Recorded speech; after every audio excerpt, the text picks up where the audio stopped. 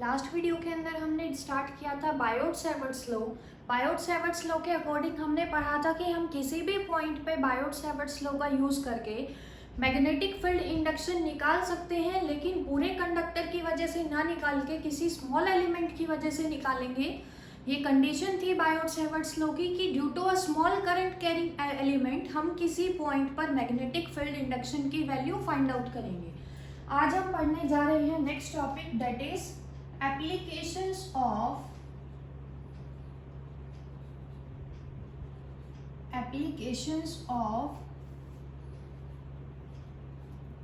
बायोट-सैवर्ट्स law.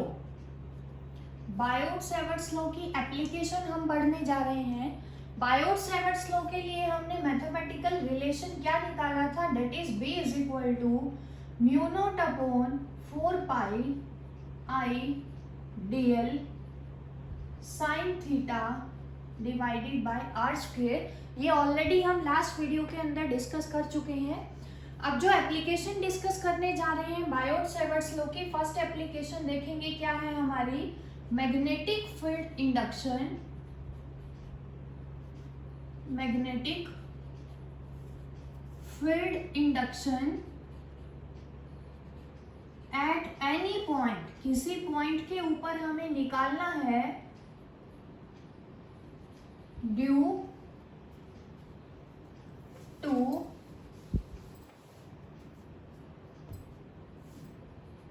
अ straight current carrying conductor.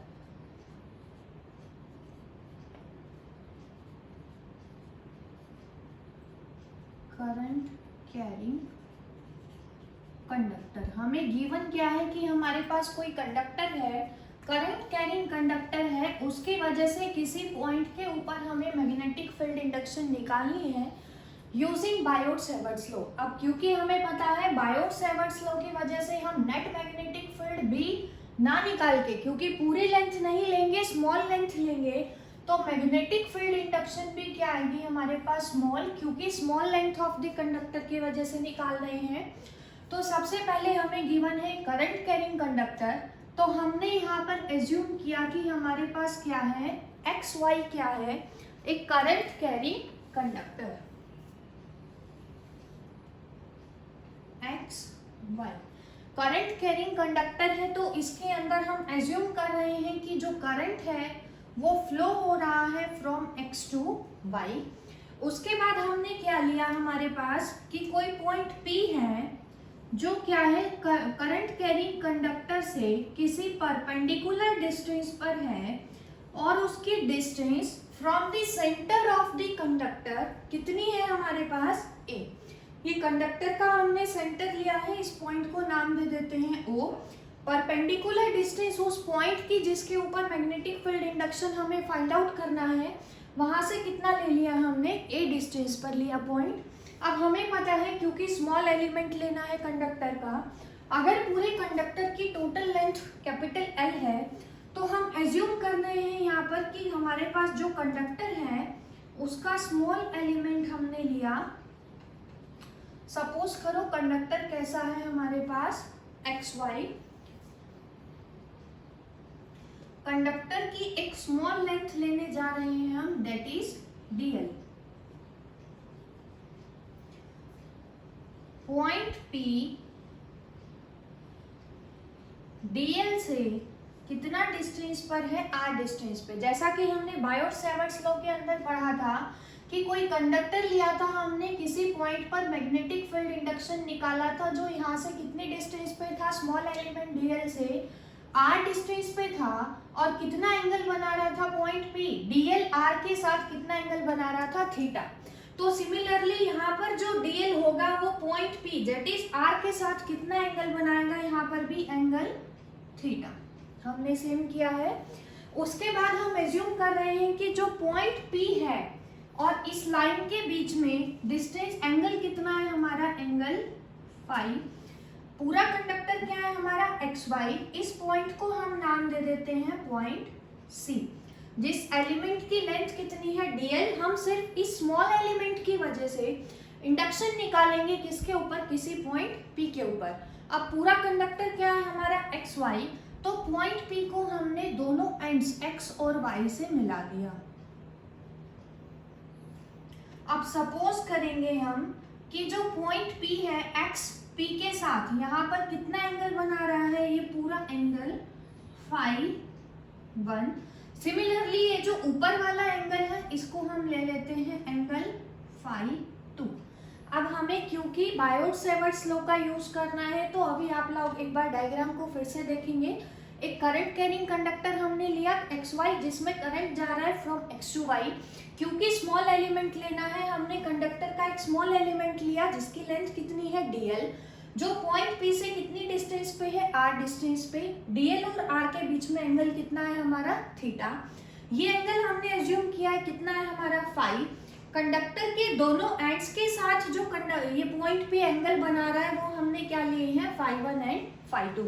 अब point P पे हमें मैग्नेटिक फील्ड इंडक्शन निकालनी है due to point C small element. अब मैग्नेटिक फील्ड इंडक्शन का फॉर्मूला हमने पढ़ा था, dB is equal to mu not upon 4 pi I dl sine theta divided by r square. इसको हमने मान लिया इक्वेशन नंबर 1। अब जो हमारा एंगल है पॉइंट P का कितना एंगल है, एंगल फाई, तो इसका मतलब हमें थीटा की जगह, क्योंकि हमने यहाँ पर सभी एंगल्स क्या लिए हैं इन टर्म्स ऑफ फाई, तो इसका मतलब ये जो पैरामीटर्स है हमें इनको रिप्लेस करना होगा इन टर्म्स ऑफ फाई। उसके लिए देखेंगे क्या करेंगे, हम राइट एंगल ट्रायंगल ले रहे हैं, ट्रायंगल COT, ए राइट एंगल ट्रायंगल COT। देखेंगे यहाँ से COT के अंदर ये एंगल कितना है हमारा 90 डिग्री। अब हमें किसकी वैल्यू रिप्लेस करनी है, सबसे पहले साइन थीटा को लेकर आना है इन टर्म्स ऑफ फाई। तो देखेंगे इस राइट एंगल ट्रायंगल के अंदर थीटा प्लस फाई, ये एंगल कितना है 90, तो इन दोनों का सम किसके बराबर है, 90 डिग्री के बराबर, that is theta plus phi is equal to 90 degree. तो क्या आ गया यहाँ से, theta plus phi is equal to 90 degree. हमें थीटा नहीं चाहिए, थीटा को रिप्लेस करना है इन टर्म्स ऑफ फाई। तो थीटा की value in terms of phi क्या आएगी यहाँ से 90 माइनस फाई। हमें थीटा की वैल्यू पता चल गई है इन टर्म्स ऑफ फाई, तो साइन थीटा की वैल्यू कितनी आएगी यहाँ से, sine theta is equal to sine 90 minus phi. हमें पता है 90 डिग्री पर चेंज होगा, साइन 90 माइनस फाई क्या होगा, कॉस फाई। ये आ गई हमारे पास इक्वेशन नंबर 2। अब हमें साइन थीटा की वैल्यू पता चल चुकी है in terms of phi, that is equal to cos phi. और किसकी वैल्यू निकालनी पड़ेगी हमें, dl की value in terms of phi and r की value in terms of phi. Mu not upon 4 pi क्या है, कांस्टेंट ऑफ प्रोपोर्शनैलिटी है, करंट क्या है I flowing through the conductor, तो ये तो क्या रहेंगे, पैरामीटर सेम रहेंगे। अब dl और r की वैल्यू निकालने के लिए इसी राइट एंगल ट्रायंगल के अंदर देखेंगे आप, ये क्या है ट्रायंगल का हमारा A बेस, ये क्या है परपेंडिकुलर, और r क्या है हमारे पास हाइपोटेन्यूज। ठीक है, तो हम क्या करेंगे इस राइट एंगल ट्रायंगल के अंदर हमें निकालनी है r की वैल्यू। r हमारे पास क्या है हाइपोटेन्यूज, बेस हमें पता है परपेंडिकुलर की वैल्यू, ये जो है हमारे पास OC, इसको हम ले लेते हैं लेंथ L, इसका एक स्मॉल पार्ट हमने लिया है डेट इज dl। अब देखेंगे यहाँ से क्या आएगा हमारे पास, r हमें निकालना है, डेट इज हाइपोटेन्यूज हमें निकालना है। अगर हमें बेस की वैल्यू पता है a, तो बेस अपॉन हाइपोटेन्यूज किसका फॉर्मूला होता है, कॉस थीटा का। थीटा हमारा कितना है फाई, तो देखेंगे इस राइट एंगल ट्रायंगल के अंदर क्या आएगा हमारे पास, OP क्या है base divided by hypotenuse PC is equal to cos phi. OP कितना है हमारा A, PC कितना है R is equal to cos phi. हमें R की वैल्यू निकालनी है, तो R हमारा यहाँ से कितना आएगा, A divided by cos of phi. इसको हमने ले लिया इक्वेशन नंबर 3। अब हमें R पता चल चुका, साइन थीटा की वैल्यू पता चल चुकी है हमें कॉस फाई, और अब तीसरा क्या निकालना है dl। डीएल निकालने के लिए हम क्या निकाल लेते हैं, पहले यहाँ पे एल। एल क्या है, परपेंडिकुलर। देखेंगे इस ट्रायंगल में ओसी की वैल्यू कितनी है, एल। परपेंडिकुलर हमें पता है, डिवाइडेड बाय बेस कितना है, ए। परपेंडिकुलर बाय बेस क्या होता है, टेंजेंट थीटा। तो हम यहाँ से क्या लिख सकते हैं, L by A is equal to tangent theta. Theta कितना है हमारा 5। तो एल की वैल्यू यहाँ से कितनी आएगी बच्चों, ए टेंजेंट 5। अब क्योंकि हमें एल नहीं चाहिए, 1 के अंदर क्या चाहिए, डीएल, तो दोनों तरफ क्या करेंगे, डिफरेंशिएशन करेंगे। किसके रिस्पेक्ट में, फाई के रिस्पेक्ट में, क्योंकि फाई क्या हो सकता है, चेंज हो सकता है। वेरिएबल क्या है यहाँ पे, फाई। तो डीएल, एल का डिफरेंशिएशन क्या आएगा, dl is equal to a tangent phi का डिफरेंशिएशन क्या आएगा, सेकेंड स्क्वायर फाई। क्योंकि विद रिस्पेक्ट टू फाई किया है तो फाई का क्या आएगा, डी फाई। इसको मान लिया इक्वेशन नंबर 4। अब देखेंगे आप लोग, हमें सभी पैरामीटर्स की वैल्यू जो हमें रिक्वायर्ड था क्वेश्चन के अंदर वो हमने फाइंड आउट कर लिया है इन टर्म्स ऑफ फाई। तो अब डीबी की वैल्यू कैसे निकालेंगे, देखेंगे सभी ध्यान से। डीबी की वैल्यू को फाइंड आउट करने के लिए मैं बाकी सभी इरेज कर देती हूँ, जो रिक्वायर्ड है सिर्फ उसको रख रही हूँ यहाँ पर।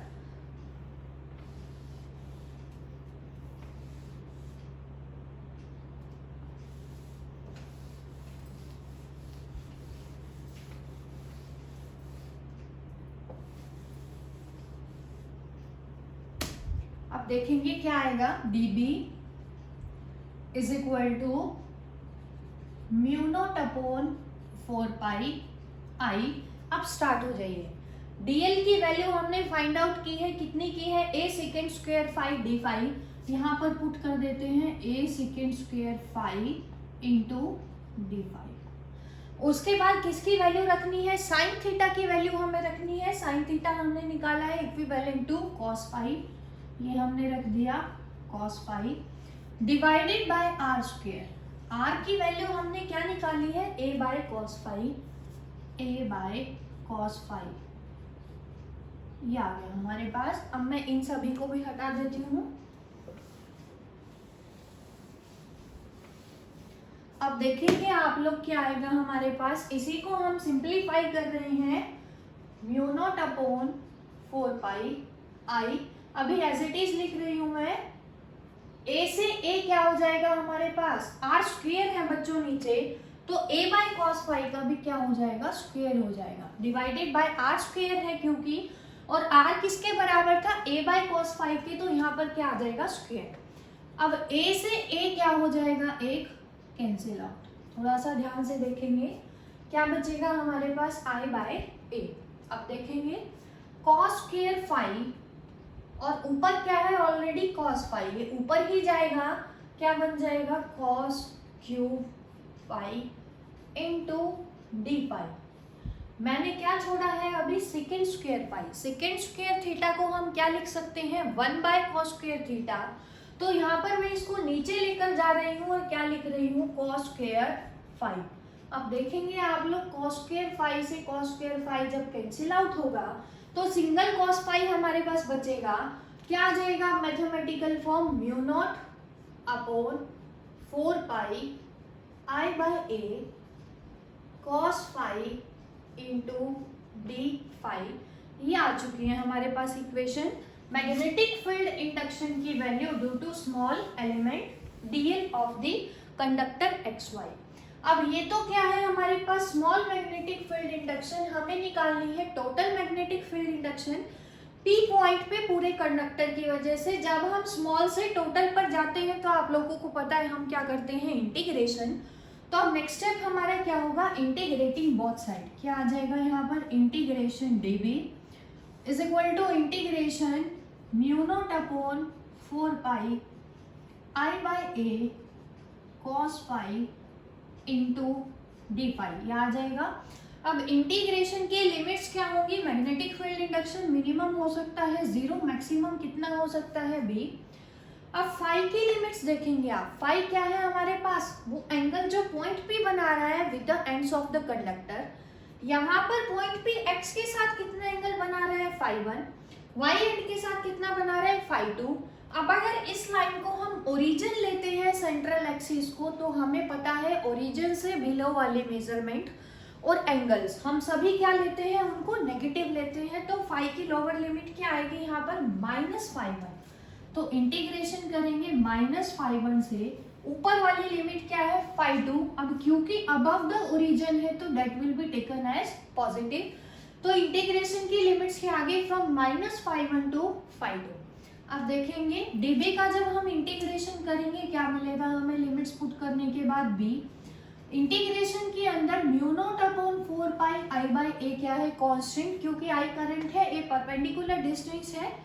μ0/4π क्या है, constant of proportionality from Biot-Savart's law. तो इसको हम इंटीग्रेशन से बाहर निकालेंगे, क्या आएगा μ0/4πi/a integration of cos phi d phi from -φ1 to +φ2। cos phi का इंटीग्रेशन हमें पता है that is equal to sin phi, confuse मत होइएगा। Differentiation of cos phi is equal to -sin phi and integration of cos phi is equal to +sin phi। तो क्या आएगा यहाँ पे इंटीग्रेशन cos phi का जब हम करेंगे sin phi, यहाँ पर लिख देती हूँ मैं cos phi का integration with respect to phi क्या आएगा बच्चों, sin phi।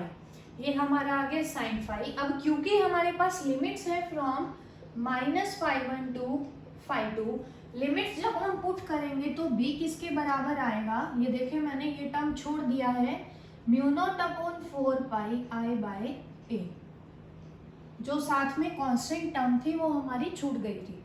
क्या आएगा b is equal to μ0/4πi/a।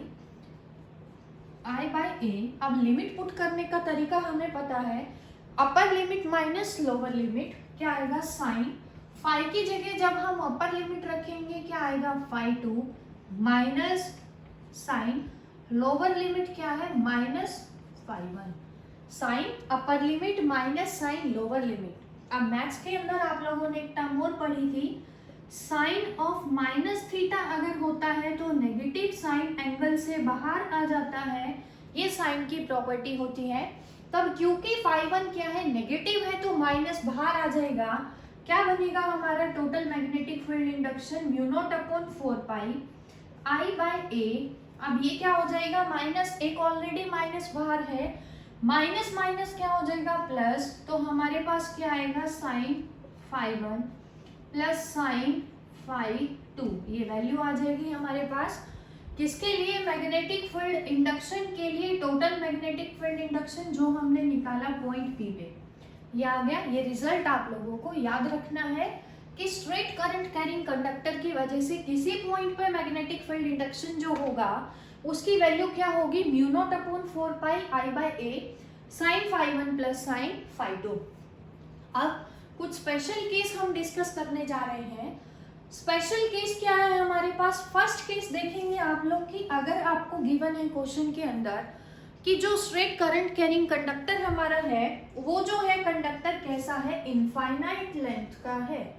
अगर इनफाइनाइट लेंथ का कंडक्टर होगा देन φ1 इज इक्वल टू φ2, दोनों एंगल, ये जो एंगल है अगर इनफाइनाइट होगा तो दोनों की वैल्यू देखेंगे आप लोग क्या हो जाएगी हमारे पास 90 डिग्री।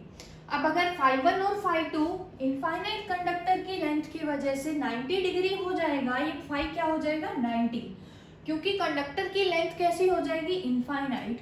तो b यहाँ से जो हम कैलकुलेट करेंगे that will be equal to μ0/4πi/a sine 91 plus sine 91 1 plus 1 that is 2, तो रिजल्ट क्या आ गया 2i/a। ये भी आप लोग याद रखेंगे direct result. Straight current carrying conductor की वजह से किसी पॉइंट पे कंडीशन है इनफाइनाइट कंडक्टर है तो मैग्नेटिक फील्ड इंडक्शन क्या होगी μ0/4π 2i/a। दूसरा केस क्या है हमारे पास, अगर हमारे पास सेकंड केस, अगर कंडक्टर इनफाइनाइट लेंथ का ही है और पॉइंट P y के ऊपर चला गया, पॉइंट P या तो y पे चला जाए या x पे चला जाए, किसी भी मैं ले रही हूँ। अगर पॉइंट P अप्रोच कर रहा है y को कंडक्टर की लेंथ इनफाइनाइट ही है, अगर पॉइंट पी वाई पर ही चला जाएगा तो फाई टू कितना हो जाएगा, ध्यान से देखेंगे आप, इज इक्वल टू 0। लेकिन ये तो है ना हमारे पास इंफिनिटी पे, तो ये एंगल फाई वन कितना रहेगा, जो पहले था इनफाइनाइट के केस में एंगल कितना था 90। तो मैग्नेटिक फील्ड इंडक्शन कितना आएगा, mu not upon 4 pi I by A sine phi one. Phi one कितना है हमारा 90 degree plus sine phi two कितना है 0। साइन 0 का वैल्यू हमें पता है इज इक्वल टू 0, तो क्या आएगा हमारे पास mu not upon 4 pi I by A sine 90 1 plus 0 is equal to 1। तो ये जो रिजल्ट है हमारा किसकी वजह से आ गया, अगर एक एंड तो इनफाइनाइट है लेकिन पॉइंट पे दूसरे एंड को अप्रोच कर रहा है। थर्ड केस क्या है हमारे पास देखेंगे, अब अगर मैं बोल रही हूँ कि जो कंडक्टर है हमारा उसकी लेंथ इनफाइनाइट नहीं है। थर्ड केस क्या है, अगर कंडक्टर की लेंथ कैसी है फाइनाइट। सपोज करो जो टोटल कंडक्टर है ये फाइनाइट लेंथ का है और टोटल लेंथ कितनी है L/2। अब L/2 है हमारे पास, सॉरी L लेंथ है। अब O क्या था इसका, मिड पॉइंट परपेंडिकुलर बाइसेक्टर, ये क्या होगा L/2, ये भी क्या हो जाएगा L/2। अब फाइनाइट लेंथ का कंडक्टर है तो फाई वन और फाई टू को हम ले लेते हैं इज इक्वल टू 5, क्योंकि P जो है वो परपेंडिकुलर बाइसेक्टर है, इक्वली डिवाइड करेगा तो जो एंगल्स बनाएगा P वो भी क्या होंगे हमारे equal. Phi one phi two को हमने लिया 5, तो ये आ गया अब हमारे पास साइन 5, ये बन गया, ये यहाँ पर चला गया, इन्फिनिटी वाला पॉइंट यहाँ पर आ गया। अब ध्यान से देखेंगे आप लोग, फाई वन और फाई टू क्या बन गया 5, क्या आ गया हमारे पास phi one phi two is equal to 5 बन जाएगा। तो क्या आएगा हमारे पास b is equal to mu not upon 4 pi I by A sine 5 plus sine 5 क्या बनेगा 2 साइन 5, ये आ गया हमारे पास। उसके बाद अब हमें साइन 5 की वैल्यू निकालनी होगी। साइन 5 हमें साइन थीटा का फॉर्मूला पता है किसी भी राइट एंगल ट्रायंगल के अंदर, that is perpendicular by hypotenuse. Perpendicular क्या है हमारा इस राइट एंगल ट्रायंगल के अंदर, अब L/2, क्योंकि कंडक्टर की लेंथ कैसी है फाइनाइट, L/2 ये आ जाएगा। साइन थीटा की यहाँ लिख देती हूँ मैं value, sine 5 is equal to perpendicular L/2 है। हाइपोटेन्यूज कितना है हमारा, आप देखेंगे अगर ये L/2 ये a है हमारा, तो हाइपोटेन्यूज कितना आएगा a स्क्वायर प्लस L/2 का स्क्वायर, यही आएगा। परपेंडिकुलर का स्क्वायर प्लस बेस का square is equal to hypotenuse का स्क्वायर अंडर द रूट, तो ये आ गई हमारे पास अंडर रूट L/2 का square plus a square. Solve करेंगे क्या आएगा, mu not upon 4 pi 2 I by ए, 2 को मैंने आगे लिखा है।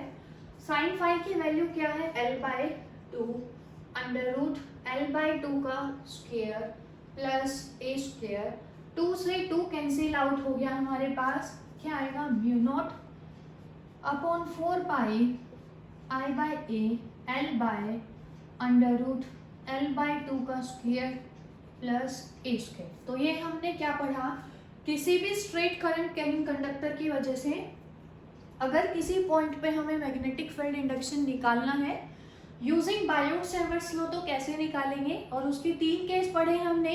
अगर दोनों ही एंड इनफाइनाइट है, एक एंड इनफाइनाइट है या फिर कंडक्टर कैसा है फाइनाइट लेंथ का, तो ये तीनों रिजल्ट आप लोग याद रखेंगे। अब देखेंगे नेक्स्ट एप्लीकेशन स्टार्ट करने से पहले एक बेसिक कंसेप्ट जो शायद मैं आप लोगों के साथ डिस्कस कर भी चुकी हूँ, कि अगर हमें करंट की डायरेक्शन पता है किसी भी कंडक्टर के अंदर, तो मैग्नेटिक फील्ड डायरेक्शन हम कैसे निकालेंगे। तो इसके लिए देखेंगे, अगर हमें मैग्नेट करंट की डायरेक्शन पता है और किसी पॉइंट पर हमें मैग्नेटिक फील्ड इंडक्शन निकालना है, तो कैसे निकालेंगे, from right hand screw rule. अब इसके अंदर आप लोग याद रखेंगे कि अगर कंडक्टर हमारा स्ट्रेट कंडक्टर है कैरिंग करंट, देन ये जो थंब होगा हमारा किसकी डायरेक्शन को बताएगा, डायरेक्शन ऑफ करंट को इन द कंडक्टर, और जो कर्ल फिंगर्स है वो हमें क्या बताएंगे, डायरेक्शन ऑफ मैग्नेटिक फील्ड, जिस पॉइंट पर हमें फाइंड आउट करना है। लेकिन अगर करंट कैरिंग कंडक्टर हमारा सर्कुलर होगा, सर्कुलर कंडक्टर के अंदर जो कर्ल फिंगर्स होंगी वो हमें बताएंगे direction of current, and thumb हमें क्या रिप्रेजेंट करेगा, डायरेक्शन ऑफ मैग्नेटिक फील्ड किसी पर्टिकुलर पॉइंट पे। ये याद रखेंगे आप लोग। तो देखेंगे कि सपोज करो हमारे पास क्या है, कोई कंडक्टर कैरिंग करंट, सपोज करो XY, किसी पॉइंट P पे हमें निकालना है मैग्नेटिक फील्ड इंडक्शन। तो कैसे निकालेंगे, स्ट्रेट कंडक्टर है, करंट जा रहा है ऊपर की तरफ, पॉइंट P हमारा इधर है। तो देखेंगे करंट की डायरेक्शन में थंब को रखेंगे, कर्ल फिंगर्स हमें क्या बताएंगे, मैग्नेटिक फील्ड की डायरेक्शन किधर जा रही है, इस पॉइंट पे फील्ड लाइन हमारी जो कर्ल फिंगर्स है अंदर की तरफ जा रही है।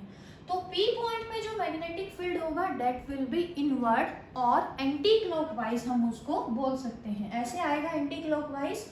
तो क्या बोलेंगे, अगर करंट जा रहा है अपवर्ड डायरेक्शन में, राइट हैंड साइड में हमारा पॉइंट है, तो then magnetic field will be inward और एंटी क्लॉकवाइज। अगर रिवर्स इधर आ जाएगा हमारा पॉइंट P, अब देखेंगे करंट जा रहा है ऊपर ही, लेकिन पॉइंट क्या है हमारा इधर है। तो इस केस में क्या होगा, जो मैग्नेटिक फील्ड लाइंस है, कर्ल फिंगर हमारी किधर आ रही है, अपवर्ड आ रही है। अपवर्ड आ रही है मतलब मैग्नेटिक फील्ड की डायरेक्शन होगी अपवर्ड। पॉइंट P इधर था तो कर्ल फिंगर अंदर गई हमारी इनवर्ड, इस पॉइंट पे फील्ड क्या होगा, आउटवर्ड होगा।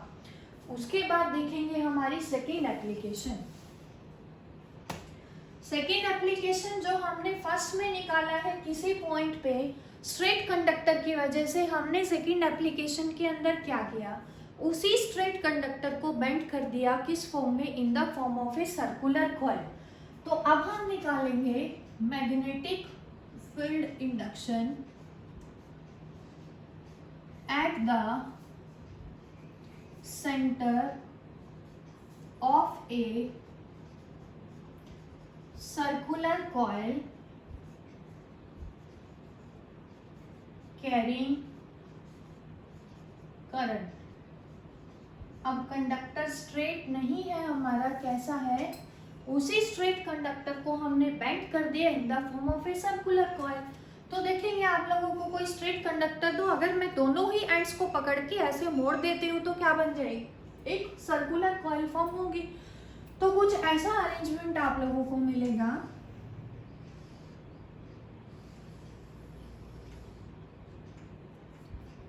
डायग्राम थोड़ा सा देख लेना मेरा। ये है हमारे पास करंट कैरिंग कॉइल। करंट की डायरेक्शन हम मान लेते हैं कि इधर से करंट जा रहा है और इधर से वापस आ रहा है। इसको x मान लिए, इसको y। जो XY कंडक्टर था उसी को मैंने क्या किया है, बेंड किया है in the form of a circular coil. जो सर्कुलर कॉइल है हमारी, उसका सेंटर हम मान लेते हैं O, रेडियस कितना ले लेते हैं R। अब क्योंकि एप्लीकेशन है बायोट-सेवर्ट्स लॉ की, तो पूरी लेंथ ऑफ सर्कल की वजह से ना निकाल के किसी स्मॉल लेंथ की वजह से निकालेंगे। तो यहाँ पर मैं क्या ले लेती हूँ, एक small length of the circular coil, जिसकी लेंथ कितनी है dl। अब dl और r के बीच में एंगल देखेंगे आप लोग, ये जो पॉइंट है डेट विल बी टेंजेंट का काम कर रहा है, परपेंडिकुलर है r के। तो ये एंगल कितना होगा, dl और r के बीच में एंगल 90 डिग्री। अब बायोट-सेवर्ट्स लॉ हमने क्या पढ़ा था, that dB is equal to mu not upon 4 pi I dl sine theta divided by r square. अब थीटा किसके बीच का एंगल था, between dl and r। Theta हमारा कितना है 90, तो dB किसके बराबर आ जाएगा, mu not upon 4 pi I by r square dl sine 90। Sine 90 का वैल्यू हमें पता है, डेट इज इक्वल टू 1। तो dB किसके बराबर आ जाएगा, mu not upon 4 pi I by r square dl। अब ये तो है magnetic field induction small length dl की वजह से, क्योंकि हमें निकालना है पूरी length of the circular coil की वजह से। फिर से क्या करेंगे, दोनों तरफ इंटीग्रेशन करेंगे। अब इंटीग्रेशन किसके रिस्पेक्ट में हो रहा है, dl के रिस्पेक्ट में। dl क्या है, small length of the circular coil. Minimum length 0 होगी, टोटल लेंथ क्या होगी सर्कल की, उसकी सरकमफेरेंस के बराबर। And circumference of the circle हमें पता है is equal to 2 pi r. जब हम सॉल्व करेंगे तो क्या आएगा, b is equal to mu not upon 4 pi I by r square. dl का इंटीग्रेशन क्या आएगा हमारे पास, l टोटल लेंथ आ जाएगा फ्रॉम 0 टू 2 पाई r। जब लिमिट्स पुट करेंगे तो b हमें किसके बराबर मिलेगा, is equal to mu not upon 4 पाई। ये जो b है ना बच्चों वेक्टर क्वांटिटी है, आप लोग एरो हेड लगा लेना अगर मेरा कहीं पे छूट गया है तो। Mu not upon 4 pi I by r square. Limits जब आप लोग पुट करेंगे, अपर लिमिट l की जगह माइनस लोअर लिमिट, तो कितना आएगा 2 पाई आर ही आ जाएगा। अब देखेंगे पाई से पाई क्या होगा, कैंसिल आउट, r से r कैंसिल आउट, क्या आएगा अपॉन में a भी था, mu not upon 4 pi ideal sine theta by r square. हाँ यही है हमारे पास, क्या आ गया म्यू नॉट अपॉन 4 से क्या हो जाएगा कैंसिल आउट 2 आई, पाई को छोड़ देते हैं, mu not upon as it is रख लेते हैं पहले, mu not upon 4 pi I by r से आर कैंसिल आउट हो जाएगा r इंटू 2 पाई, ये बच गया ना। 4 पाई को 2 पाई को हमने एज इट इज रखा है, सिर्फ r को r से कैंसिल आउट किया है मैंने। ये तो है अगर हमारे पास सर्कुलर कॉइल क्या है, अगर सिंगल टर्न है हमारे पास किसके अंदर, कॉइल के अंदर। लेकिन अगर हम एज्यूम करें कि जो सर्कुलर कॉइल है उसके अंदर n नंबर ऑफ टर्न्स हैं, then b is equal to किसके बराबर आएगा, mu not upon 4 pi I by r into 2 pi n. 2 pi n क्या है, angle subtended by the coil at the centre. तो सर्कुलर कॉइल की वजह से मैग्नेटिक फील्ड इंडक्शन क्या आएगी, mu not upon 4 pi I by r into angle subtended by coil at the centre. ये result आप लोग याद रखेंगे। कहाँ पर निकाला है हमने magnetic field induction, centre of coil के ऊपर। क्या आया है, mu not upon 4 pi I by r into angle subtended. जो भी एंगल की वैल्यू गिवन होगी न्यूमेरिकल के अंदर, यहाँ पर हम पुट कर देंगे तो क्या आ जाएगा हमारा मैग्नेटिक फील्ड इंडक्शन। अब थर्ड एप्लीकेशन डिस्कस करने जा रहे हैं from Biot-Savart's law. Second application के अंदर हमने क्या किया है, मैग्नेटिक फील्ड इंडक्शन को फाइंड आउट किया है eight the centre of a circular coil.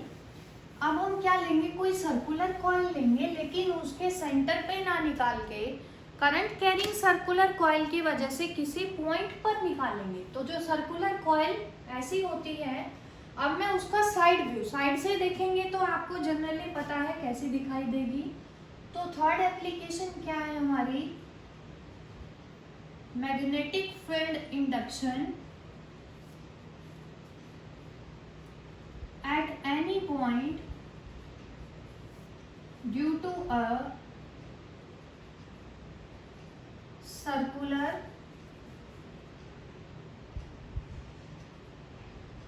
Current carrying, circular ring में बोल सकते हो आप, due to a circular ring. किसी पॉइंट पर हमें निकालनी है मैग्नेटिक फील्ड इंडक्शन किसी सर्कुलर रिंग की वजह से। तो जो सर्कुलर रिंग है जो मैं लेने जा रही हूँ, सपोज कर लेते हैं उसका रेडियस कितना है हमारे पास a। जिस पॉइंट पर हमें मैग्नेटिक फील्ड इंडक्शन निकालनी है उस पॉइंट की डिस्टेंस ले लेते हैं रिंग से। सपोज करो क्या है हमारे पास x। अब जो सर्कुलर रिंग है, जैसा कि हमने पढ़ा था इलेक्ट्रिक फील्ड इंटेंसिटी निकाला था किसी पॉइंट पे, तो ऐसे ही यहाँ पर क्या निकालेंगे मैग्नेटिक फील्ड इंटेंसिटी। तो ये हमने क्या ले लिया, कोई सर्कुलर रिंग जिसकी वजह से हमें मैग्नेटिक फील्ड इंडक्शन निकालना है। रेडियस हमने सर्कुलर रिंग का कितना ले लिया a।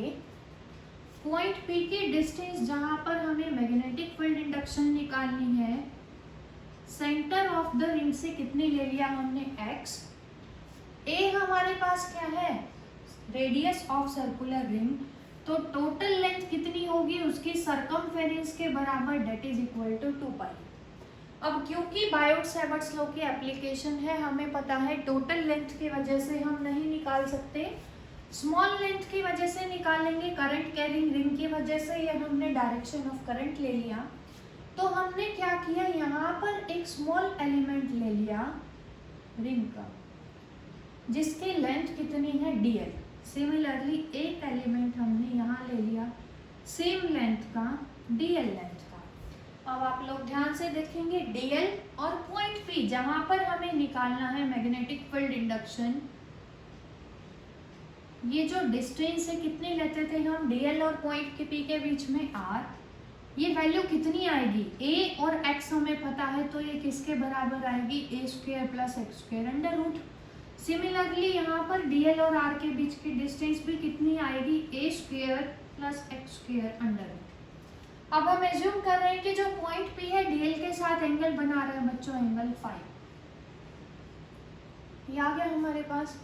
अब हमें निकालना है सबसे पहली बात तो dl और r के बीच में एंगल कितना है। ध्यान से देखेंगे, ये जो dl है, अगर इसको मैथमेटिकली ड्रॉ करोगे आप, तो कैसे ड्रॉ करोगे, टेंजेंट से ड्रॉ करोगे, ऐसे ही ड्रॉ करोगे ना, टेंजेंट से। तो dl और r के बीच में जो एंगल आएगा हमारा कितना आएगा, that will be equal to theta is equal to 90 degree, क्योंकि हर पॉइंट पे टेंजेंट ड्रॉ करेंगे हम। स्मॉल लेंथ हमने कितना लिया है कंडक्टर का, dl हमने लिया है, ये एंगल कितना है हमारा 90 डिग्री।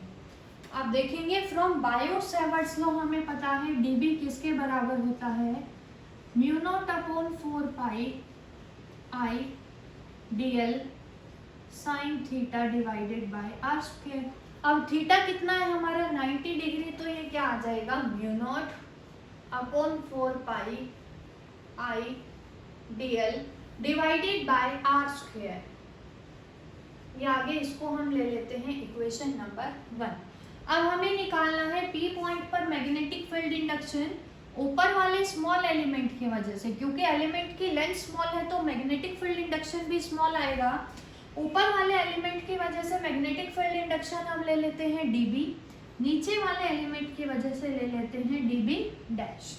अब यहाँ पर थोड़ी सी कंस्ट्रक्शन कर रहे हैं, ये जो सेंट्रल एक्सिस है इसको हमने एक्सटेंड किया है, इसका जो सेंट्रल एक्सिस का परपेंडिकुलर होगा वो किधर होगा, ऊपर की तरफ और नीचे की तरफ, कुछ इस तरह का होगा। कुछ नहीं किया है हमने, रिंग के पैरेलल, ये जो डायमीटर है इसके पैरेलल लाइन ड्रॉ किया, इस एक्सिस को आगे की तरफ ड्रॉ किया, सिमिलरली इसको आगे एक्सटेंड करोगे, ये आ जाएगा हमारे पास। अब हमने मैथ्स के अंदर पढ़ा है कि दो लाइन के बीच में जो एंगल होता है वही उनके परपेंडिकुलर के बीच में भी होगा। अब इसका परपेंडिकुलर, इस लाइन का परपेंडिकुलर कौन है, ये, और इसका परपेंडिकुलर कौन है, ये एंगल फाई, तो ये भी कितना आ जाएगा फाई, क्योंकि इन दोनों के परपेंडिकुलर लाइंस अब कौन है, ये और ये। इतना आ गया आपको एंगल समझ में। अब इस पॉइंट की वजह से मैग्नेटिक फील्ड इंडक्शन हम ले रहे हैं dB। सिमिलरली इसका परपेंडिकुलर कौन है, ये, इसका परपेंडिकुलर है ये, तो ये एंगल भी जो है हमारा कितना होगा, फाई। इसकी वजह से मैग्नेटिक फील्ड इंडक्शन हमने लिया है dB, इसकी वजह से कितना लिया है, dB डैश। तो इस पॉइंट की वजह से एलिमेंट आ गया dB, इसकी वजह से आ गया हमारा dB डैश। अब dB बना रहा है एंगल फाई, इसके साथ रिजॉल्व कर सकते हैं दो कंपोनेंट में, तो ये क्या होगा, dB cos फाई, थीटा के साथ वाला कंपोनेंट, और इसका परपेंडिकुलर कंपोनेंट क्या होगा, dB sin फाई। ये आ गया। सिमिलरली इसको भी रिजॉल्व करेंगे, ये क्या आ जाएगा, फाई के साथ वाला angle dB dash cos phi, ये एंगल क्या आएगा, dB डैश sin फाई। ये आ गया हमारे पास। अब अगर हमें dB और dB डैश की वैल्यू पता हो तो हम क्या कर सकते हैं, इन दोनों को सॉल्व कर सकते हैं, क्योंकि एक कंपोनेंट ऊपर जा रहा है दूसरा नीचे जा रहा है।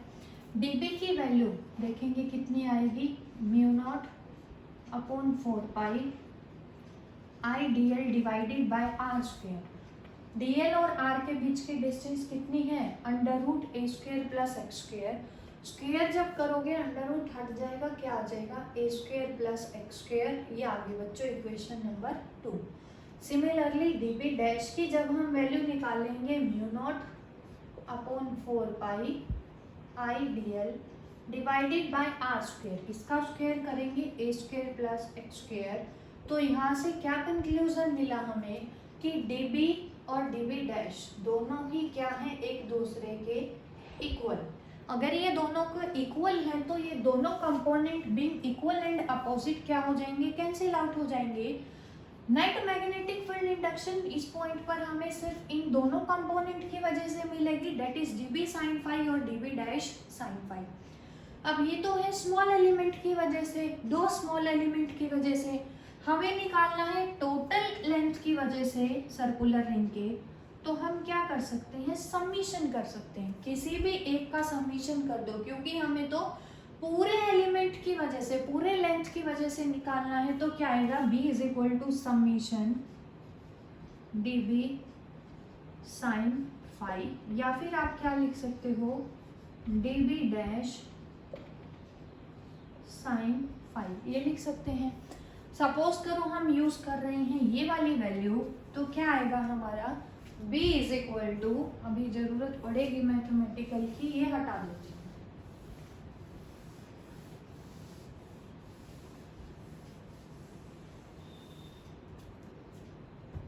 देखेंगे क्या आएगा, b is equal to summation D B की वैल्यू कितनी है, mu not upon 4 pi I D L divided by A square plus X square into क्या आएगा, साइन फाई।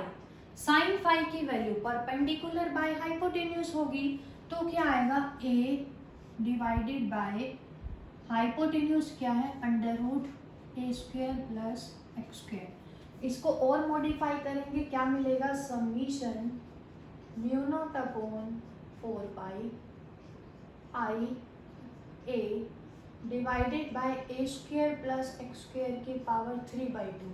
अब ये सभी पैरामीटर्स तो क्या है, कांस्टेंट है, तो हम समीशन लगा देते हैं किसके साथ, डीएल के साथ। डीएल क्या है, स्मॉल लेंथ, हमें निकालना है टोटल लेंथ की वजह से। समीशन करेंगे स्मॉल लेंथ का, क्या मिलेगा हमें, टोटल लेंथ एल, और एल किसके बराबर है, ये किसके बराबर होगा, एल के बराबर। एल क्या है, circumference, that is equal to 2 pi A. तो क्या मिलेगा हमें, mu not upon 4 pi I A into 2 pi A divided by A square plus X square की पावर 3/2, ये हमें मिलेगा। और सिंप्लीफाई करेंगे अगर आप इसको, ये तो क्या है, circular coil carrying single turn, अगर n टर्न्स हो इसके अंदर तो किससे मल्टीप्लाई करवा देंगे, n से। तो नेक्स्ट लाइन में लिखेंगे if circular ring carry n number of turns, तो क्या मिलेगा हमें, mu not upon 4 pi I A into A square into 2 pi n divided by A square plus X square की पावर 3/2, ये आ गया हमारे पास। अब आप लोग देखेंगे पाई, ये क्या है, रेडियस रिंग का, पाई आर स्क्वेयर किसका फॉर्मूला होता है, area of the circular ring. तो b इज इक्वल टू क्या आ जाएगा, mu not upon 4 pi I into 2n pi R square, area को हम ले लेते हैं capital A divided by A square plus X square की पावर 3/2, ये आ गया हमारे पास। अब ये जो है ना बच्चों, यहाँ से एक नई टर्म इंट्रोड्यूस करेंगे NIA, इसको हम पुट करेंगे capital M, NIA, number of turns किसी भी रिंग के कैरी I करंट, जिसका एरिया कितना है, रिंग का A एरिया है, and that is referred as magnetic dipole moment. जैसे इलेक्ट्रिक डाइपोल मोमेंट हमने पढ़ा था, P is equal to Q into 2A, similarly magnetic dipole moment क्या है, NIA फॉर्मूला। N तो कांस्टेंट है, करंट की यूनिट क्या है, एम्पियर, एरिया की यूनिट क्या है, मीटर स्क्वायर, तो मैग्नेटिक डाइपोल मोमेंट की यूनिट क्या होगी, एम्पियर मीटर स्क्वायर। यहाँ पर सब्स्टिट्यूट करेंगे, B क्या आ जाएगा, mu not upon 4 pi 2 m divided by a square plus x square की पावर 3/2। ये रिजल्ट आप लोग याद रखेंगे। सर्कुलर रिंग की वजह से किसी पॉइंट पर मैग्नेटिक फील्ड इंडक्शन हमें निकालना है तो ये रिजल्ट आएगा। अब स्पेशल केस क्या है? फर्स्ट केस, अगर पॉइंट पे सेंटर पे ही चला जाए रिंग के, अगर पॉइंट पे सेंटर पे चला गया तो x कितना हो जाएगा? 0। सेंटर पे जब जाएगा x 0 तो b किसके बराबर आएगा हमारा? μ0/4 2m divided by a square की पावर 3/2। 2 से 2 कैंसिल आउट, a क्यूब। ये हमारा आ जाएगा मैग्नेटिक फील्ड इंडक्शन। दूसरा केस क्या है कि अगर पॉइंट पे बहुत ज़्यादा डिस्टेंस पे चला जाए as compare to radius of the ring, तो a को नेग्लेक्ट करेंगे तो b किसके बराबर आएगा? μ0/4 2n/x क्यूब। a को नेग्लेक्ट कर दिया मैंने। ये दोनों रिजल्ट आप लोग याद रखेंगे। एक और चीज जो आप पहले पढ़ चुके हैं, क्या याद रखेंगे?